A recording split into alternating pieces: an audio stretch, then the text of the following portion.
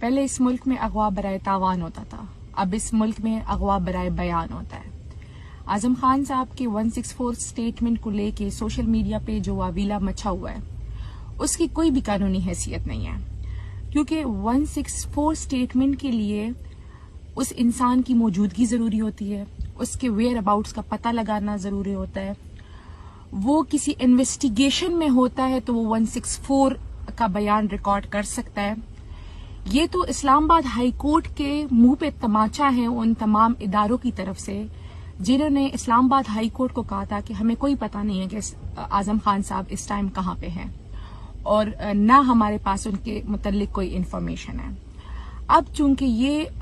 بیان آ چکا ہے، واللہ عالم یہ بیان صحیح بھی ہے یا غلط ہے، اگر صحیح بھی ہے تو قانون میں اس کی کوئی حیثیت نہیں ہے، اور میرے خیال سے 22 لوگوں کو اپنی قانونی ٹیم بدلنی چاہیے جو ان کو ایسے اوٹ پٹانگے مشورے دے رہے ہیں۔ Thank you.